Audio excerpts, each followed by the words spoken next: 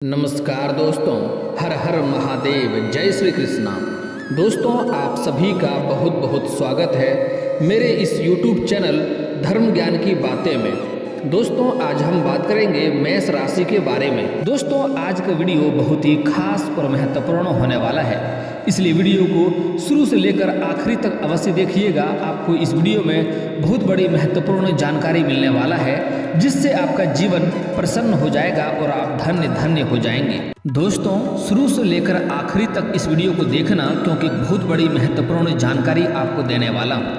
पत्नी के अलावा इस एक स्त्री से संभोग करना पाप नहीं है। दोस्तों, मैं थोड़ा विस्तार से बात करूंगा ताकि आपको समझ में आए। उससे पहले आप लोग से विनती है, अगर आप लोग ईश्वर को मानते हैं तो कमेंट में एक बार हर हर महादेव जरूर लिखें और एक बार प्रेम से इस वीडियो को लाइक कर दें। और अगर आप इस चैनल पर नए हैं तो चैनल को सब्सक्राइब करना ना भूलें, ताकि ऐसे ही जानकारी वाले वीडियो आपको रोजाना देखने को मिले। दोस्तों, पत्नी के अलावा इस एक स्त्री से संबंध रखना पाप नहीं है, ऐसा यमराज कहते हैं। शास्त्रों के अनुसार कोई भी पुरुष पत्नी के अलावा इस एक स्त्री से शारीरिक संबंध बना सकता है। दोस्तों, एक बार देवर्षि नारद नारायण नारायण का जाप करते हुए अंतरिक्ष के मार्ग से यमलोक पहुंच जाते हैं। यमलोक के देवता यमराज विशालकाय सिंहासन पर विराजमान होते हैं। उनके पास चित्रगुप्त बैठे हुए होते हैं। तभी देवर्षि नारद उस स्थान पर पहुंच जाते हैं। देवर्षि नारद को आता देख यमराज उनका स्वागत करते हैं और उन्हें प्रणाम करते हुए कहने लगते हैं, हे देवर्षि, आपके आगमन से यमपुरी धन्य हुई है। देवर्षि नारद कहते हैं, हे मृत्यु और न्याय के देवता, यमराज को प्रणाम है। फिर यमराज कहते हैं, देवर्षि, आज बड़े युगों के बाद आप यमपुरी पधारे हैं। अवश्य ही कोई महत्वपूर्ण कारण होगा। कृपया आप हमें बताने की कृपा करें कि आप किस प्रयोजन से आज यमपुरी आए हैं। तब नारद जी कहते हैं, हे धर्मराज, आप मृत्यु और न्याय के देवता हैं। तीनों लोकों के प्राणियों का उनके कर्मों के अनुसार दंड देने का कार्य आप करते हैं। आपके पास समस्त प्राणियों और चराचरों का लेखा जोखा रखा हुआ है। पापी मनुष्यों को आप नरक में डालते हैं और पुण्यवान मनुष्य को आप स्वर्ग में भेजते हैं। इसलिए आपको मनुष्य के सभी पाप और पुण्य कर्मों का ज्ञान है। मैं आपके पास एक विचित्र प्रश्न लेकर आया हूँ। कृपया आप मेरे इस प्रश्न का उत्तर दें। फिर यमराज कहते हैं, हे देवर्षि, आप सत्य कहते हैं। हमारे पास तीनों लोकों के प्राणियों का लेखा जोखा रखा हुआ है, क्योंकि प्रभु ने हमें यही कार्य सौंपा है। हम प्रभु के आदेश से ही मनुष्य के पाप और पुण्यों कर्मों के आधार पर उन्हें दंड देते हैं। हे देवर्षि, आपके मन में जो भी प्रश्न अथवा शंका है, आप निसंकोच होकर पूछिए। हम अपने सामर्थ्य के अनुसार उनका समाधान अवश्य करने का प्रयास करेंगे। तब देवर्षि कहते हैं, हे यमराज, शास्त्र कहते हैं कि एक पुरुष को केवल एक ही स्त्री से विवाह करना चाहिए, एक ही स्त्री से संबंध बनाना चाहिए। किंतु मैंने यह भी देखा है कि कुछ मनुष्य अनेक विवाह करते हैं, अनेक स्त्रियों से संबंध रखते हैं। क्या यह पाप नहीं है?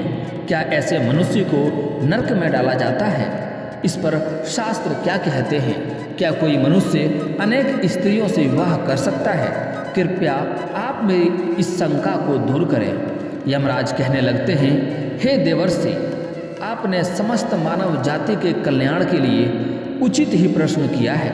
संसार में मनुष्य एक से अधिक विवाह कर सकता है या नहीं, इसका उत्तर देने से पूर्व मैं आपको एक कथा सुनाता हूँ। इस महान कथा में आपको सभी प्रश्नों के उत्तर मिल जाएंगे, इसलिए आप इस कथा को ध्यान से जरूर सुने। जो भी इस कथा को ध्यान से सुनता है, मैं उसके 32 अपराध माफ करता हूँ। फिर नारद जी कहते हैं, हे धर्मराज, आप उस कथा को अवश्य कहिए, मैं उसे पूरा ध्यान से सुनूंगा। तब यमराज नारद जी को वह महान कथा सुनाते हैं।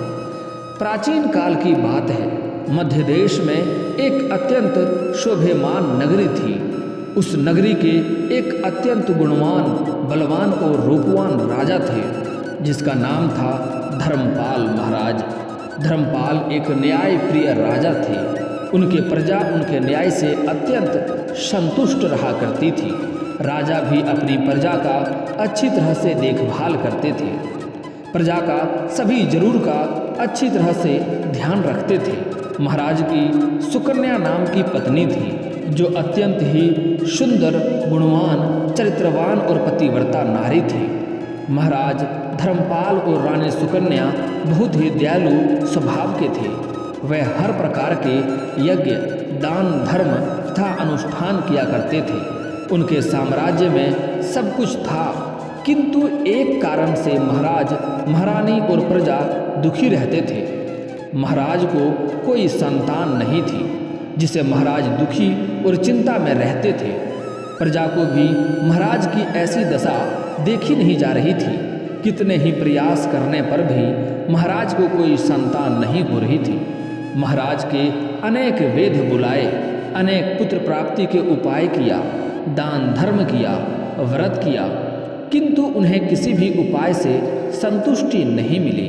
फिर एक दिन प्रजा जन महाराज के पास आते हैं और कहते हैं, हे महाराज, आप पुत्र प्राप्ति के लिए दूसरा विवाह करें। किंतु महाराज अपनी प्रजा की बात से सहमत नहीं होते हैं। महाराज रानी सुकन्या से बहुत प्रेम करते थे, इसलिए वह अपनी पत्नी का दिल नहीं दुखाना चाहते थे तथा महाराज शास्त्रों का भी ज्ञान रखते थे। एक पुरुष को केवल एक ही स्त्री के प्रति एक निष्ठ रहना चाहिए। एक पत्नी के होते हुए कभी दूसरी स्त्री के पास नहीं जाना चाहिए। जिस प्रकार से एक मादा पशु के साथ दो नर पशु नहीं रह सकते, ठीक उसी प्रकार से एक पुरुष के साथ दो स्त्रियों कभी सुखी नहीं रह सकती। जो पुरुष एक पत्नी होते हुए भी दूसरी स्त्री से संबंध रखता है, वह घोर पाप करता है और नरक में ही गिरता है। इसी कारण से महाराज दूसरा विवाह नहीं करना चाहते थे। फिर प्रजा जन महारानी के पास जाकर उनसे आग्रह करते हैं कि वह महाराज को दूसरा विवाह करने के लिए मनाए। तब रानी सुकन्या भी प्रजा के दुख समझता है और महाराज के पास आकर कहने लगती है, हे स्वामी, आप कृपया दूसरा विवाह कर लीजिए। हमारे राज्य को भविष्य में एक राजा की आवश्यकता पड़ सकती है। फिर भी महाराज रानी को भी मना करते हैं और कहते हैं, हे प्रिया, यदि मैं दूसरा विवाह भी कर लूँगा तो मैं पाप का भागी बन जाऊँगा, मुझे नरक में ही जाना पड़ेगा। और तुम बताओ, क्या तुम मेरे दूसरे विवाह से खुश रह पाओगी? तब रानी कहती है, हे स्वामी, आपकी खुशी में ही मेरी खुशी है। मैं मेरी स्वतन को अपनी बहन मानकर प्यार दूंगी। कृपया आप संकोच ना करें, मुझे इससे क्षण मात्र भी दुख नहीं होगा। मैं आपको विवाह के लिए सहमति देती हूँ। तब महाराज कहते हैं, हे देवी, किंतु मुझे उस पाप से कौन बचाएगा जो एक स्त्री के होते हुए भी दूसरी स्त्री के संबंध रखने से मिलता है। इस पाप से कोई मुक्ति नहीं है। मैं ऐसा घोर अनर्थ नहीं करना चाहता हूँ। उधर स्वर्गलोक से महाराज के सभी पूर्वज इस घटनाक्रम को देख रहे होते हैं। वह अपने पुत्र के ऐसे व्यवहार से अत्यंत दुखी हो जाते हैं। यदि महाराज को पुत्र नहीं होगा तो कुल का विनाश हो जाएगा। इसी भय से सभी पूर्वज बहुत दुखी हो जाते हैं। फिर एक दिन सभी पूर्वज महाराज के सपने में आकर उन्हें दर्शन देते हैं और कहते हैं, हे पुत्र, तुम्हारे कारण हमारी दुर्गति हो रही है, हमारे कुल का विनाश हो रहा है। तब महाराज अपने पूर्वजों से कहते हैं, हे महात्माओं, मैंने ऐसा कौन सा पाप किया है जो आप सभी इतने दुखी हुए हैं? आपकी आत्मा की शांति के लिए जो भी उपाय हो वह मैं अवश्य करूँगा। तभी वह पूर्वज कहने लगते हैं, हे पुत्र, हमारी मुक्ति का एक ही उपाय है, वह है तुम्हारी संतान। यदि तुम पुत्र को जन्म नहीं दोगे तो तुम्हारे साथ साथ हमें भी नरक में जाना पड़ेगा। हमारा संपूर्ण कुल और वंश नष्ट हो जाएगा।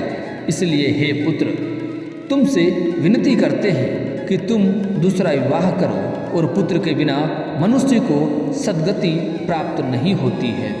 पुत्र ही अपने माता पिता का उद्धार करता है, उन्हें मोक्ष दिलाता है। जब वह श्राद्ध करता है तो हमारे पाप नष्ट हो जाते हैं। जब वह पृथ्वी लोक पर दान धर्म करता है तो हमें स्वर्गलोक में भोजन की प्राप्ति होती है। इसलिए हे पुत्र, तुम शीघ्र ही पुत्र की प्राप्ति के लिए कोई उपाय करो। अपने पितरों की बात सुनकर भी महाराज दूसरा विवाह करने के लिए तैयार नहीं होते हैं। फिर सभी पितृगण दुखी होकर यमराज के पास जाते हैं और उनसे विनती करते हुए कहते हैं, हे धर्मराज, कृपया हमारे कुल की रक्षा कीजिए।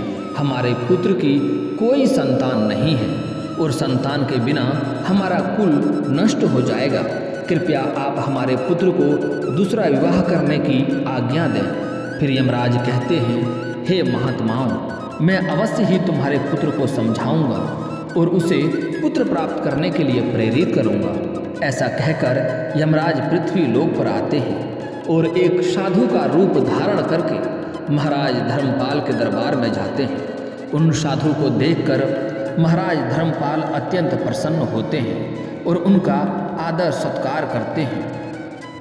फिर उनसे पूछते हैं, हे महात्मा, आप कौन हैं? किस प्रयोजन से आप हमारे इस राज्य में पधारे हैं?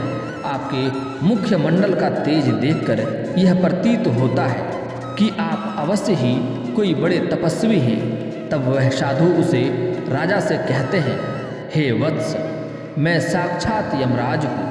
तुम्हारे पूर्वजों के द्वारा प्रार्थना करने पर ही मैं स्वयं तुमसे मिलने के लिए आया हूँ। वह साधु महाराज से कहते हैं, हे वत्स, तुमने अपने पूर्वजों को रुष्ट कर दिया है, जिससे तुम्हारा सारा साम्राज्य नष्ट हो जाएगा। पुत्र के बिना तुम्हारी दुर्गति हो जाएगी। तुम्हें कभी भी मोक्ष की प्राप्ति नहीं होगी। शास्त्र कहते हैं कि मनुष्य को मोक्ष की प्राप्ति के लिए पुत्र को जन्म अवश्य देना चाहिए। फिर महाराज कहते हैं, हे धर्मराज, मैं विवश हूँ। मैं दूसरा विवाह करके पाप का भागीदारी नहीं बनना चाहता हूँ। इससे अच्छा है कि मैं पुत्रहीन होकर जीवन व्यतीत करूँ।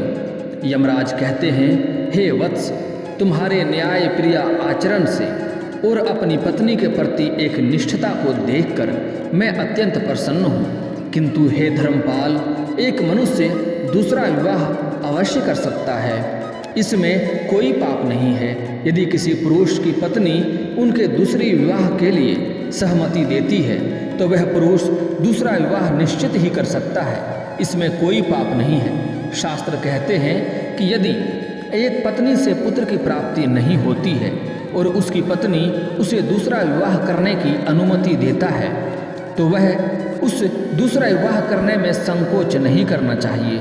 साक्षात धर्मराज के द्वारा ऐसे वचन सुनकर महाराज अति प्रसन्न हो जाते हैं और यमराज को धन्यवाद देते हैं।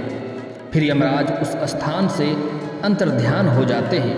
महाराज धर्मपाल अपनी पत्नी सुकन्या के पास जाते हैं और उससे दूसरा विवाह करने की अनुमति मांगते हैं। तो महारानी सुकन्या उसे दूसरा विवाह करने की अनुमति दे देती है। तब महाराज दूसरी विवाह से स्त्री विवाह कर लेते हैं। दूसरी स्त्री से विवाह करने के बाद उन्हें सुंदर पुत्र रत्न की प्राप्ति होती है और उधर स्वर्गलोक में सभी पूर्वज भी आनंदित हो जाते हैं और यमराज का बार बार धन्यवाद करते हैं। तो दोस्तों, इस प्रकार से धर्मराज ने नारद जी को स्त्री और पुरुष के विवाह और आचरण संबंधी महत्वपूर्ण ज्ञान दिया है।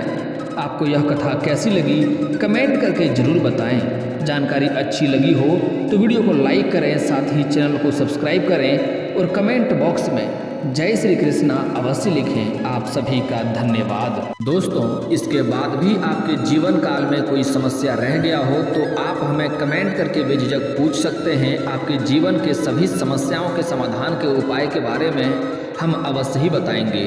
और दोस्तों, अगर आप लोग ईश्वर को मानते हैं, माता लक्ष्मी को मानते हैं तो एक बार कमेंट में जय माता दी अवश्य लिखें। और अगर आप इस चैनल पर नए हैं तो चैनल को लाइक और सब्सक्राइब करना ना भूलें, ताकि ऐसे ही जानकारी वाली वीडियो आपको रोजाना देखने को मिले। दोस्तों, मिलता हूँ फिर किसी नई वीडियो में, तब तक के लिए राधे राधे।